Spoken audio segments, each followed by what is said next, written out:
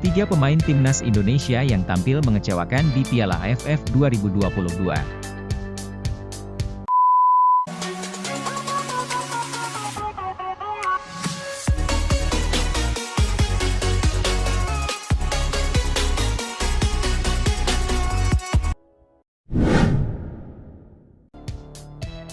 Kegagalan timnas Indonesia melaju ke babak final Piala AFF 2022 memang masih menjadi sorotan.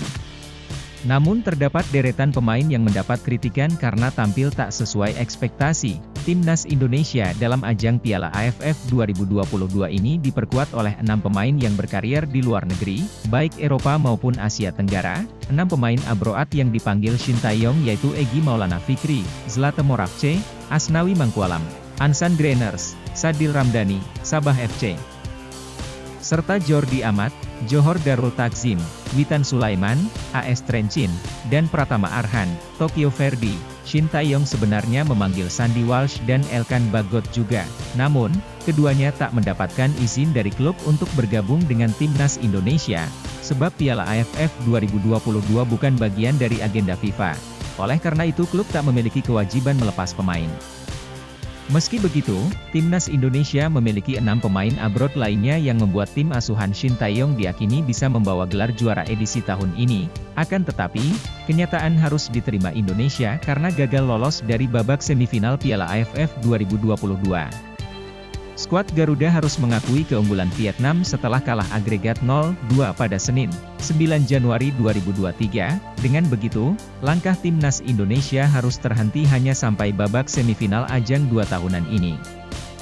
Kegagalan timnas Indonesia ke partai puncak pun membuat banyak hal yang mendapat sorotan, bahkan tim asuhan Shin Tae-yong ini dinilai tampil lebih buruk daripada edisi sebelumnya. Sebagaimana diketahui pada Piala AFF 2020 lalu timnas Indonesia berhasil lolos ke babak final meski akhirnya kalah agregat 2-6 dari Thailand. Kegagalan di Piala AFF 2022 ini dinilai tak lepas dari performa beberapa pemain yang tampil tak sesuai ekspektasi selama babak penyisihan grup hingga akhir. Nama Egy Maulana memang tak lepas dari sorotan sejak timnas Indonesia tampil di ajang 2 tahunan ini. Penampilan Egy Maulana yang terkenal agresif dan apik, dinilai kurang optimal pada Piala AFF 2022 ini. Meski pemain berusia 22 tahun itu melesakkan 2 gol, Egy masih mendapat banyak kritikan. Bahkan Shin Tae-yong juga mengkritik Egy Maulana yang kurang cepat dalam pengambilan keputusan. Hal ini membuat Egy dianggap kerap membuang-buang peluang dan juga bermain egois. Akibat keputusan yang terlambat dan sikap permainan yang egois dinilai merusak peluang skuad Garuda. Dengan begitu, mantan pemain FK Senika itu dinilai menjadi salah satu pemain yang tampil tak sesuai ekspektasi pecinta sepak bola tanah air. Rekan Egy satu ini juga mendapat banyak sorotan karena yang biasanya ia selalu dipercaya tampil sebagai starter. Pada laga-laga terakhir babak penyisihan grup A hingga semifinal Piala AFF 2022, Shin Tae-yong lebih sering menyimpannya di bangku cadangan. Pemain AS Trencin ini sebenarnya tampil sebanyak 276 menit dalam Piala AFF 2022 ini, bahkan Witan Sulaiman tampil bagus saat timnas Indonesia menghadapi Kamboja. Witan mencetak 1 gol dan bisa membawa timnas Indonesia menang 2-1 dari Kamboja. Namun, Witan juga sebenarnya memiliki banyak peluang untuk mencetak gol, tetapi ia kesulitan. Setelah itu, Witan mulai sering duduk di bangku cadangan setelah tampil mengecewakan pada saat melawan Thailand. Witan sebenarnya memiliki peluang bagus mencetak gol ke gawang Thailand, namun, Witan yang tampil membawa bola ke gawang kosong gagal mencetak gol.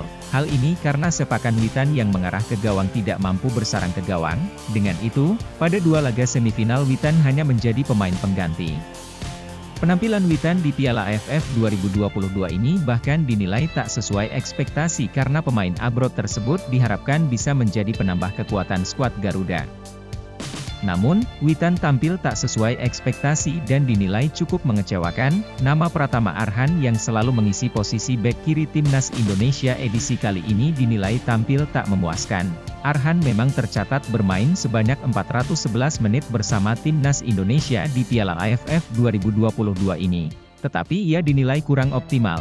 Hal ini karena edisi sebelumnya Arhan tampil bagus bersama timnas Indonesia, bahkan ia menyabet gelar pemain muda terbaik di Piala AFF 2020.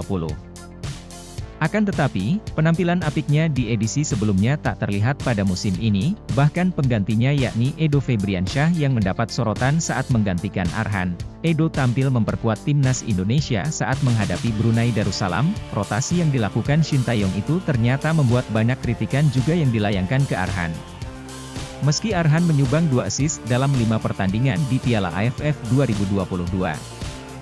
Ia dinilai masih tampil tak sesuai ekspektasi karena label pemain muda terbaik Piala AFF 2020 tidak terlihat pada edisi ini. Mereka adalah ketiga pemain yang dinilai kurang tampil optimal dalam ajang Piala AFF 2022 ini.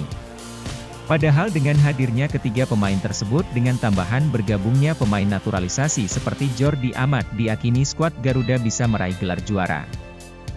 Namun, ternyata ketiga pemain ini tampil di luar ekspektasi hingga akhirnya tim asuhan Shin Tae-yong harus tersingkir dari ajang 2 tahunan ini. Mereka memang diberi harapan tinggi karena sebelumnya mereka juga yang ikut membawa timnas Indonesia lolos ke Piala Asia 2023.